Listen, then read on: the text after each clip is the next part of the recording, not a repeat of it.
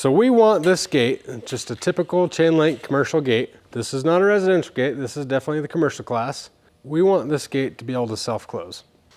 Let's get started. Here's our closure, and it comes in a nice metal housing.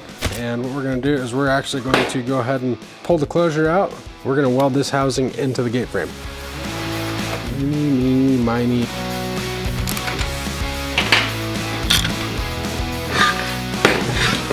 They mark it here for you on which end is supposed to go towards the gate, which end is supposed to go towards the gate post.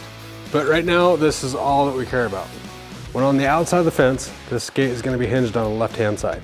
We're gonna cut out this corner right here. We have an 1 7/8" gate frame, and this bracket right here is 2 inches, so it's just big enough to compensate our pipe on the other end. This is 14 1/4 long. We want the round edge to stick past our gate frame by about 1/2 inch. And we just want that so that way we can get a weld on there. So we're gonna go 14 3/4 to the edge. From edge of gate, we need to come 14 inches this direction. We're gonna put a mark. Let me sneak one in on you. We got a brand new tool, yay! All right, so these things are very comparable to the Nipexes, but the thing is, we were given these and we were told that they cut chain link just so amazing.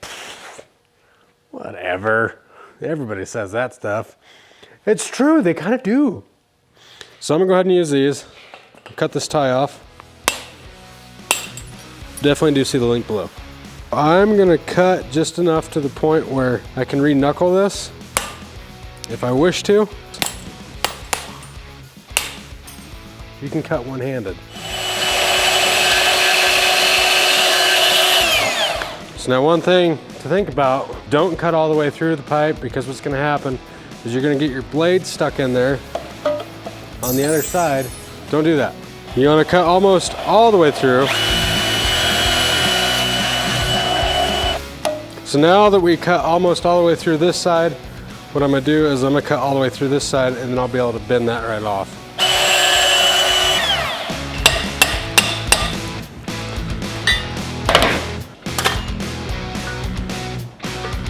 We need to find the center line right here.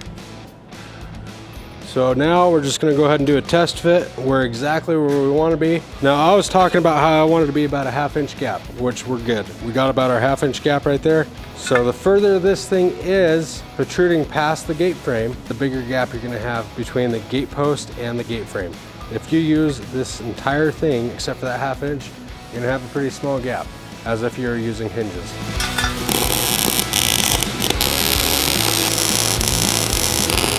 All right, so now that we're done doing that, on to the next step. If you can't find the wire brush, improvise.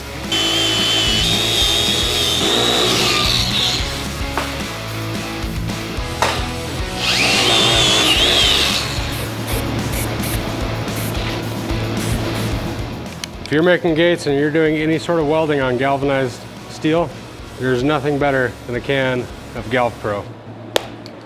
Now, what we have here is we have this that's installed.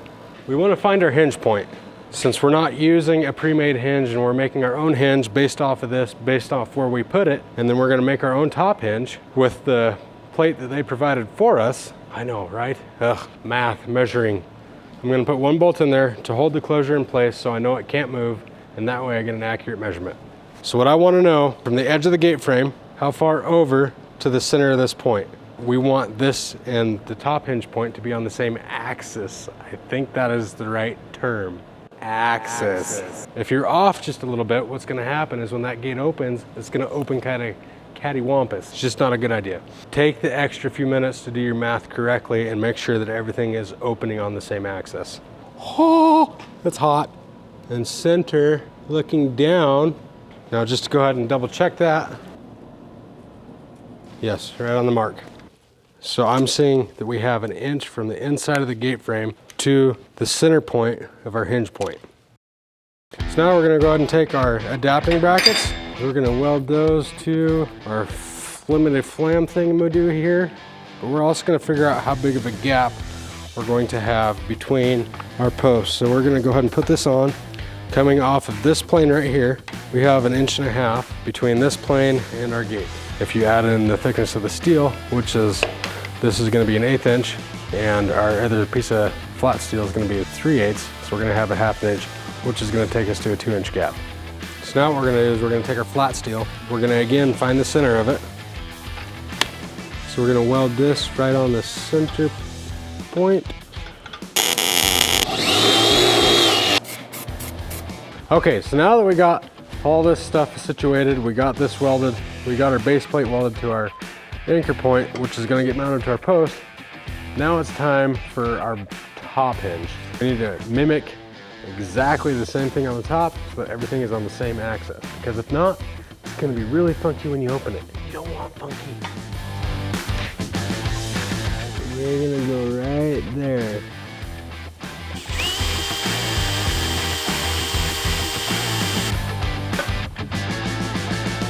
So that's where the pin goes. Once this is welded to this will then act as our hinge point. Now, because we drilled a hole in the top and we live somewhere where it freezes all the time, yeah, we better go ahead and drill a weep hole. Water can now get in a horizontal, freeze, and fracture the pipe. We'll go ahead and drill that weep hole just so that doesn't happen.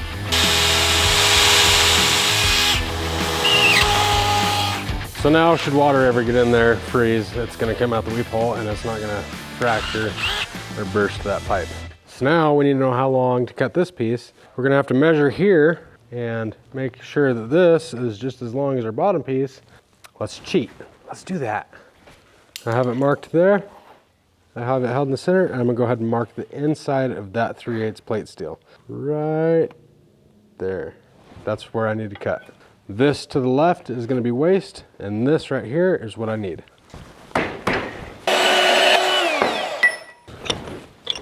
It's time for the moment. We're gonna go ahead and double check ourselves from inside of 3/8 plate to center line, so we are good. Now what we're gonna do is we're gonna go ahead and weld this to this, and then this will get attached to our Dilma flopper. Hey, guess what I just thought of? If you like what you see, some of that good old SWI hat merch, see the link below. They're pretty snazzy. They got 307 original on it. And it's got the good old Wyoming Bucking Bronco on there. Did I mention they come in different colors? Spoiler alert.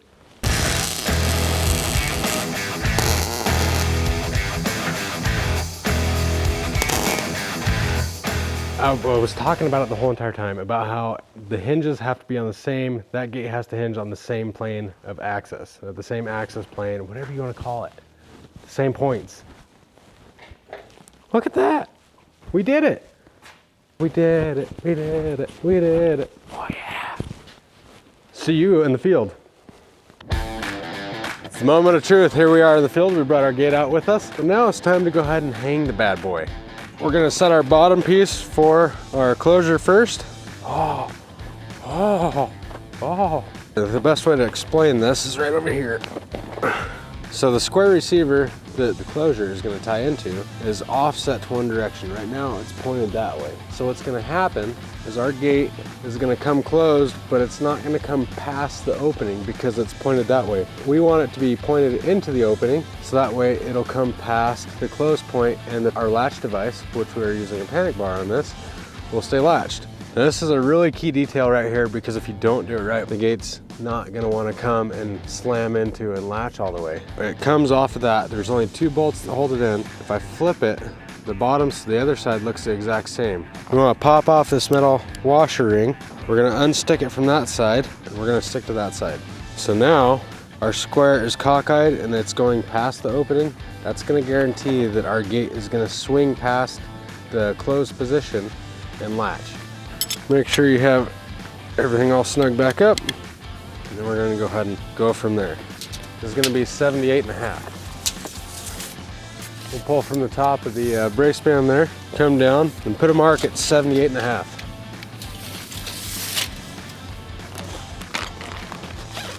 Now with the hardware that they provided for us, which is 2 U-bolts and 4 nuts, we're gonna go ahead and stick it on right there.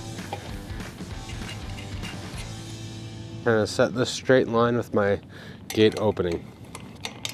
I'm not setting this extremely tight right now. As soon as the gate is 100% set right where it needs to be, and I'm positive that this height is gonna work, then we'll go ahead and we'll call it good and snug everything down, throw in a couple welds, and go from there. So I'm gonna push this down. You see how fast that wrench is going up? Now it's going faster. I'm controlling the speed of that gate. How fast that fluid is moving through there.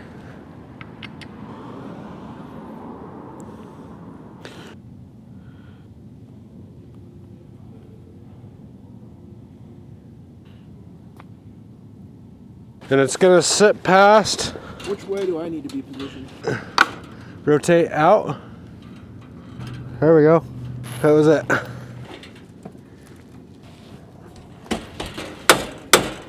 So up there, we're gonna use a pipe plug, an 1 7/8" pipe plug, so that way it's still sealed and it fits nice and all. But you can't use the dome cap up there because you're not gonna get clearance. Perfect.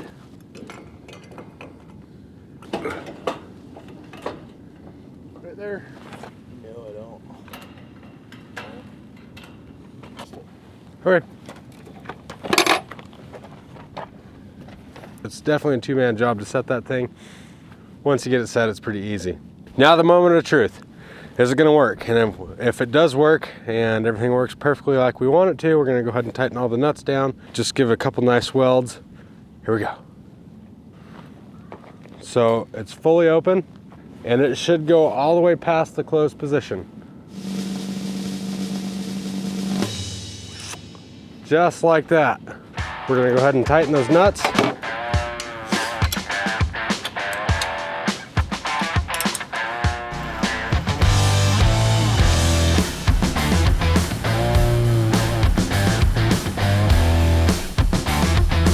We're gonna paint those welds and then we're gonna just test it a couple times and be done.